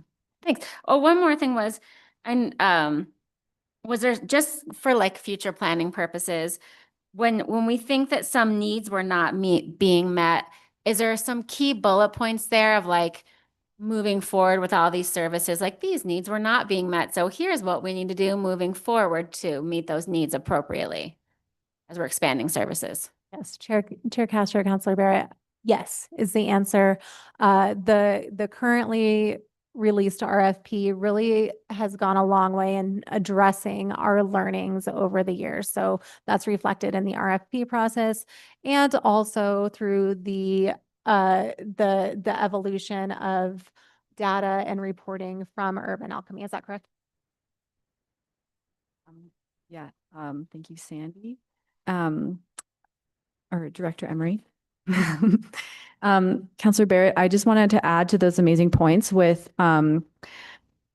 we have actually worked with the procurement team to write our own department RFP that I think really helps us get good applicants that meet kind of the more human services need. We've also grown our team and have, as we mentioned at the last quality of life meeting, we've hired a full-time data person on our team so that these are all issues that we're responding to in real time. And then some of the things that we've seen come out throughout the last year with this RFP, we've also, with this contract, we've incorporated into the RFP to try to address. Awesome. Great. Yeah, because I was wondering, was there some, like, was there just an awareness as it grew? And well, as you know, I know they took over that, like, we needed to do more about public safety, like in all areas there, like that we were not meeting the needs of like what we would consider high public safety requirements going on there, that we felt like, oh, okay, we need to address this and in a more appropriate manner. Yeah. Chair Castro, Councilor Barrett, yes. I mean, the long answer short of it is really that street outreach program and also that shift from 16 to 24-hour care. A lot, correct me if my data is incorrect because I don't know it like the back of my hand, but a lot of the complaints, neighborhood challenges really do happen during the daytime and had historically happened when guests were removed from the overnight facility. So correct me. Yeah, that's exactly right. And that's part of why the Oasis in particular is a really great asset for the community. It allows for even residents who aren't staying in the overnight shelter to have a place to go, to congregate, to get a hot meal, to get water, to get their needs met and be resourced. Okay, that makes sense now. So now there's not like necessarily like an outpouring more into the neighborhood. It's like contained within the Oasis and they're receiving more of those services there on site. Okay, that makes sense. Thank you. Sir Cassett. Thank you so much, Madam Chair. Okay, I've gone on a little bit of a journey with my understanding, so I want to make sure that I have arrived at the correct place. This $522,000 that we are adding to the Agape House contract, these are not new funds that we're taking from the general fund. These are previously allocated dollars that were already allocated towards Urban Alchemy, but were allocated for the second Oasis / the Love program. And to be honest, I'm not entirely sure the differences of those programs, but this was already money that we had said, this is going to Urban Alchemy. We just had a different we had a different use already assigned. Am I understanding that correctly? Chair Castro, Counselor Cassett, this will be paid out of a mix of Department of Workforce Solutions, IGA money and local funds. Okay, but they were funds that we had already planned to put towards this company. That is correct. Okay. Thank you. Good. And, just to clarify, the Oasis and the Love contract are the same. Oh, great. Thank you. Now I know. I was like, a lot of things happening. The other piece that I want to make sure is included in here. So we have the 24-hour shelter, and the Oases there, which has been extremely helpful. This also includes the street outreach team along Cerritos, correct? So again, to clarify, Counselor, so the Agape contract is a standalone contract, and then we have a sort of combined separate contract that includes the Love Street Outreach and the Oasis. Okay, but that street outreach on Cerritos and that surrounding neighborhood is still intact and occurring. It was just the second Oasis that we were looking at for the downtown area that is now being moved back over to the to the Cerritos Road location. Yes, correct, at this moment. Yep. Okay. All right. I feel better. I had a moment where I was not feeling so great about this. I feel a lot better. And one of the reasons that I feel, this is a lot of money. I mean, and I think that everybody has really come to this. And to conclusion, I know this has been big part of the conversation. And to be perfectly honest, it takes a lot of money to address homelessness. I mean, this is why we talk about, prevention is where we have to go if we actually want to save money. Once you have somebody on the street, the cost to actually address this is astronomical, which is where we are now. I will say, as somebody who represents an area that is on the other side of Cerritos, but who was deeply impacted before Urban Alchemy. I said it before, and as long as it keeps being true, I will continue to look for money for this type of services because of what I have heard from my constituents who are close to the Cerritos Road corridor. It is not perfect by any stretch of the imagination, but the improvements that I have heard both from people reaching out to me to tell me that it has improved, but also by the decrease in calls and complaints that I am getting about this area in regards to this specific issue has been impressive. Chief, I don't know if you're still with us. I don't know if you have these numbers, but I know the reduction in calls for service, both in directly to the site as well as the surrounding area. I think we do have that in here. And those were year to date. Do we have them compared to since the year before Urban Alchemy took over to after Urban Alchemy took over? Because we're coming up on a year, or maybe looking at that same amount of time. Counselor Cassett? Yes. Chief Valdez is not. Oh, bye, Chief. I will talk to him later about that. So, but I know that the initial data was pretty impressive, and that reduction in calls for services. So this is expensive. And I think that this is again, one of these really important and tough conversations that we have to have. And I frequently say about public health that the best way to make it fail is to underfund it. And we tend to underfund public health. So I feel better that this is already money that had been allocated towards Urban Alchemy services. I know that I have heard just from the perception from my constituency around the impact of Urban Alchemy has been noticeable in a positive manner. Driving on Harrison Road has been important. What I think we're going to need to look at that, as we're going through this RFP process, and what I would ask of you all is, I think having an understanding of what it really does cost to tackle this issue is something that we kind of dance around because it's a scary number. I mean, it's a big number if we're actually going to address this in a effective manner, knowing that effective manner, FYI, everybody, is going to be imperfect. And so I know that we'll hear this like, oh my gosh, there were drug overdoses. Yeah. We're dealing with a really complicated population. There's going to be violence. There's going to be drug utilization. I mean, we are talking about a completely failed system that we are sitting at the bottom of trying to address. This is going to be a hard issue. So as we move forward with that RFP, I think that that kind of brutal honesty of looking at what this really does look like to address homelessness in a comprehensive manner. What that price tag is we're looking at other communities that have been successful. And as we talk about this homelessness summit coming up, I think that that's going to be a good number for us to reference because this feels really, this feels kind of, these are rough contracts to pass. They're high. There's a lot of money. And there's a lot of things that we'd like to use them for. But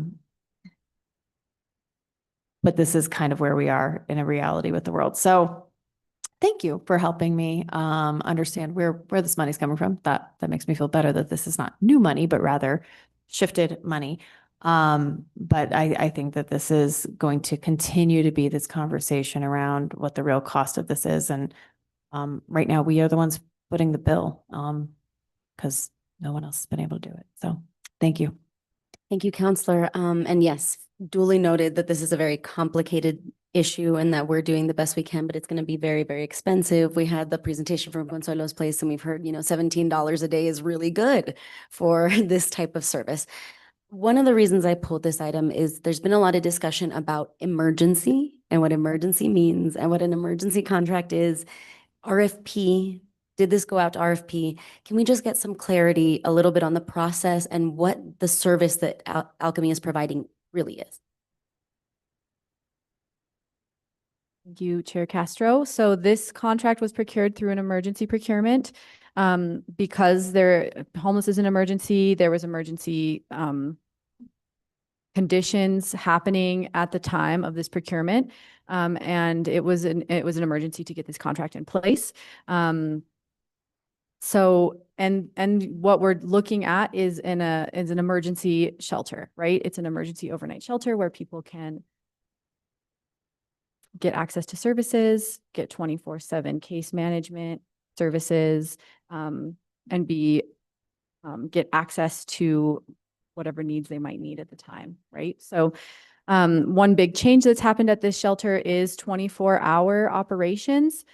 People are also being assigned beds, so that means that they're able to stay, stabilize, get access to services, heal, and they're not being put back out on the street every single day. So we think that that's a really important addition to the model, and we really think that that has increased the quality of services that our unsheltered residents are receiving. I think that my other team members have a few things to add. Director Emery. Thank you, Chair Castro. Just a little point of clarification because to a reader, I understand the confusion. So we have two emergencies, right? The first is that the original contract that we're discussing today was an emergency procurement. The second definition is that this contract is a contract for emergency shelter. So just a little point of clarification because it does get confusing to a reader of emergency. And anytime you read emergency, you take a deep breath. So just little point of clarification. Thank you, Chair. No, of course. And yes, Director Salve. Yeah, and Chair Castro, I did want to address the other part of your question, which was kind of the more forward-thinking aspect, really looking towards this RFP that will be a much more robust, transparent, and obviously proactive endeavor that the city is taking on and the homelessness team is taking on. So we're actually quite excited because within that RFP, we've been able to incorporate much more robust and streamlined conditions around data collection, around service provision in general, really making sure that we get very tactical, everything from getting the job descriptions of the staff at the site to making sure that from our perspective, we also have clear and consistent evaluation. A lot of the work, because we have such a close-knit community, a very compassionate community, and really some outstanding service providers, we do on an ongoing basis. So even with the emergency contract, we are dialoguing with Urban Alchemy on a daily and weekly basis. We have weekly reporting metrics already, so very high threshold, but really the work that this team is doing moving forward is how do we formalize that? And some of that is right sizing our team capacity. So with the addition of our data manager, but also just making sure that not only for this contract, but for all of the contracts that we take on and for all of the work that we're doing, that there's consistency and that we're adhering to some of the national best practices and making sure that we are sharing that information out to the community and ensuring that at every step of the process, we can be sustainable, fiscally responsible, and making sure that we're driving outcomes, most notably for the clients that we serve. Wonderful. Thank you so much for that clarity, Director. And remind me, how many beds are at Alchemy? Yeah, we have about 100 beds on any given night. So I've misspoken before, and I have said that we don't have emergency shelter in the city of Santa Fe. We have 100 beds in the emergency shelter in the city of Santa Fe, meaning that we can only house 500 of the potentially over 500 unhoused folks, right? We do not have enough emergency shelter in the city of Santa Fe. Would you agree? I would absolutely agree. Yeah. And actually, since January, from January to April, we saw about a 15% increase in our by names list. So that number is rapidly growing. And I think, that honestly mirrors a lot of the national and statewide trends that we're seeing as well. But just something to think about, right? We have sort of the current picture and trying to sustain and stabilize our existing homelessness response network. And then there's also the projection and really, again, that future planning and visioning for what we need in the coming months and years. I want to address a little bit of that network discussion, right? Because we are dealing with a location which had some difficulty, and we have this outreach piece, which is difficult when we don't have other partners. And I don't know if we want to address a little bit. I think we're all fully aware that we don't have enough providers in the city of Santa Fe, and we want to attract more. One thing you said was also really important to me, which was clear descriptions and accountability.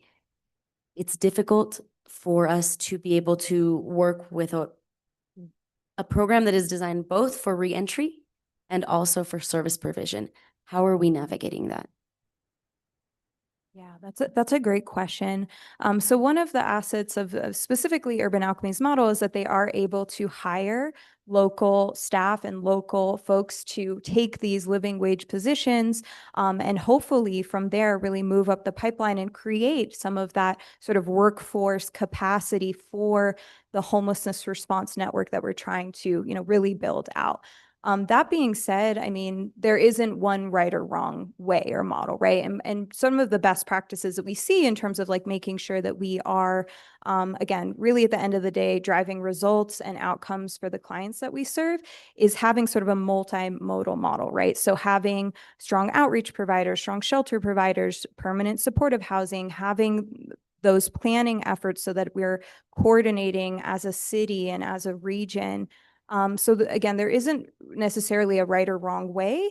I think there's just sort of different strengths that different organizations bring into the fold. But we do know that there is a tremendous amount of need, not only for, again, the clients and the growing demands around homelessness, but for the staff capacity and the organizational support to make sure that these, nonprofits and these providers that we want to build deep collaboration and partnership with, that their model and that their work is also sustainable.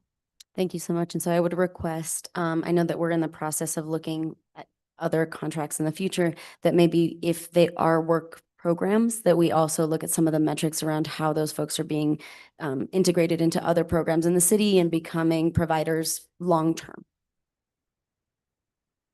Councilor Barrett, go right ahead. Just one more thing, and I know you were just touching on this point, but like moving forward, our like overall having a more robust plan for long-term, what it's going to look like in Santa Fe, right? And I know you guys are already working on these things, but all of us working together on our end with the community providers, with you guys, like this long, whatever we want to call, like a 5-year or 10-year down the road, knowing that this is an increasing issue. We have more and more folks out on the street every year, right? Like just coming together for a long-term plan of, we need this many shelter beds, right? We need 600, 700 in the next maybe, right? Like 3 years. And I know LifeLink also, we have all these awesome community partners that also do outreach and case management and, doing all the things. How many faith-based organizations do we need to work with? We were last night attending, or maybe, yeah, that was last night. I'm like, huh, what day is it? Where am I? No, about the parking lots, right? The safe, for folks who live in their car, the safe parking lot idea, right? Like we have to be doing all the things like you were just saying, Leah. It's not just one thing. We have to be working with all these agencies, right, to come up with this robust plan. So I look forward to working on a robust plan for our unhoused residents. Working with all our community members. I know we have that's on June 29th, right? And then on our end on the dais, what we can do. But again, thank you for all you do. This is like thankless work. People do not get paid enough to do these jobs, and it's very stressful. So just thank you for all that you guys are doing. And I know we'll come up with a great plan. Do you have a motion, Counselor? Do I have a motion? Move to approve. Second. All in favor? Aye. We have to do a roll call, yeah, because it's an action item. I'm so sorry. Thank you, Counselor Counselor. Fagali? Yes. Counselor Barrett? Yes. Counselor Cassett? Yes. Madam Chair? Yes. Motion passes. Thank you so much. We appreciate you. The next order of business, I believe, is matters from staff. So I will go down the row. Director Nielsen, would you like to start? Oh, Counselor, okay. I'm all warmed up. Thank you. Director Emery, thank you. Thank you. Quite a few things coming from community services this meeting. First and foremost, the top pool at Bicentennial Pool the boiler has been repaired. It's currently coming up to temp, so we will get information out to the public on when it's actually open, but we don't want any little toes to freeze.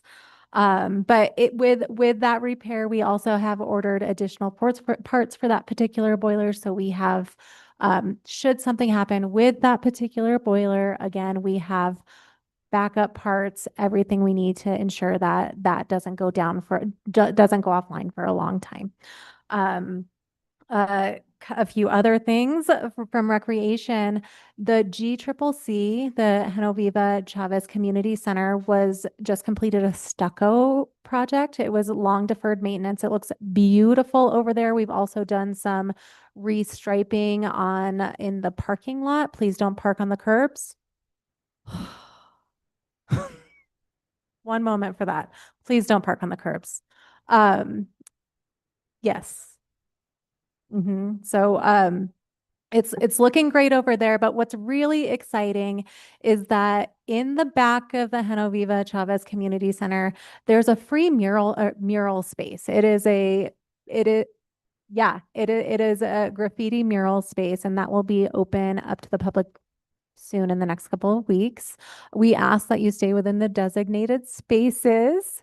It's not the entire back of the building, but please head over there. I know most of the community spends many days a week over there.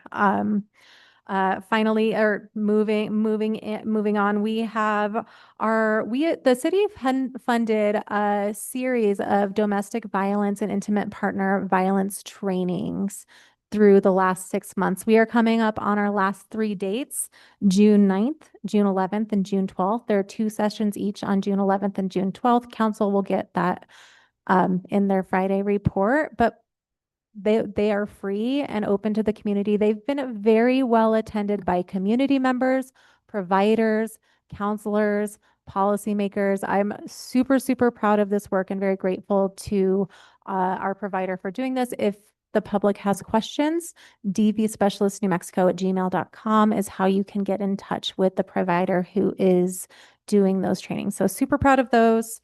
As we spoke about very briefly, the Mayor's Homelessness Summit is happening June 29th. There will be 2 sessions on that day. Unfortunately, the evening session conflicts with the Los Lobos concert, so we're hoping that we still get strong attendance. But the day session is geared primarily towards service to providers, so we can look at the continuum of care that is currently being provided in the community and really addressing capacity. And that evening session is for our community members to come in and share their thoughts, their ideas, their feelings, and really have it be a forum. So more information is coming on that, but I want to just continue to plug that the homelessness team and youth and family service has been working really hard and convening stakeholders from across the continuum of providers. So we expect that to be really, really lovely. June 25th, we have seniors prom. I'm not going to stop plugging that because I'm dusting off a dress. Formal wear is encouraged. It's at the Eagles Club on Early Street from 1 to 4. That's my list. I feel like I missed something, but that was quite a lot. Thank you, guys. Thank you so much, Director Nielsen. Good evening, counselors. I've got a list too. It's a busy, I'm going to turn it Sorry, back. and I'm going to say Nelson because I always say it wrong. Director Nelson.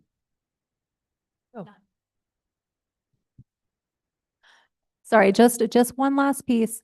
The Children and Youth Commission's RFP response. Oh my gosh, it is 7 o'clock. The evaluation committee report will be released very soon. It will answer some of the questions that were brought up here tonight. And after as council knows, and community probably doesn't know quite as well, our RFP processes are sealed. Unfortunately, we cannot talk about them until the RFP process has been completely completed, at which time we do release an evaluation committee report, and that will be available as soon as it is done. Staff is working around the clock on this particular RFP. It was very, very competitive. Thank you so much, Director. Director All Nelson. right. I have some funding opportunities to mention as well. And one of the biggest news items that's coming out of the Office of Economic Development, I want to make sure that you and your constituents are aware of, is our SPUR grant. And that launched Monday. And this is a small business grant that's available for our community, Santa Fe-based businesses. We are looking for projects that are very catalytic, that are going to create economic return, creating jobs, utilizing storefronts that are vacant currently, areas that are underinvested, business owners that are in marginalized populations. We really want this money to be impactful. And the application is open for 30 days. So that's why we could really use the help, everyone in the audience and in your communities, to please spread the word. We do have a webinar on Monday that will be in Spanish and English, and the comms team has printed, I think, 300 flyers. We've got information on social, so near and far, because inevitably we will hear the story that a business doesn't hear about it or they weren't aware of it. So could really use your help. Also mentioning that SAFE is our business security grant, and that is still live and active. As an update, we've spent about 35% of that funding. And this is a rolling application, and Kristen was just left from the CSD team, but has been a pleasure to work with Sandy's team with Kristen on that. And please encourage folks to apply. I want to really hone in on the fact that the grant is available for dealing with crime that has already happened in the past, but also preventative and proactive. And we continue to get questions about it. Can you use it for proactive and new projects? And I'm confirming, yes, indeed, it can be. And both of those grants, the applications and all information is available in English and Spanish. And I do want to note the mayor's town hall on the 9th, focused on Southside activity. Really excited to be there. We have been invited to give updates on economic development. So we're really excited to share a lot of the activity taking place there. One being a hire that was made for our Southside Business Development Coordinator. Could not be more thrilled. That person will start mid-ish, late June, and not on board yet for this town hall, but really excited to welcome her to the team, fully bilingual, and they will be located in the Santa Fe Business Incubator space. And the final things that I'll use to wrap up are, it is a really busy time, so this list could be a lot longer. Councilor Cassett knows this from our EDAC meeting earlier. I'll try to keep the events short, but the key ones that I'd like to make sure that you're aware of, we are a small sponsor of the Santa Fe Magazine Festival. We're really excited to see a lot of locals being featured in a variety of different topics at St. John's. And so that's happening next week. I know many city staff are participating in that. We're really eager to see this partnership with many different organizations. The other one I want to mention is the Social Venture Network Conference is coming to Santa Fe, and that's also next week/weekend.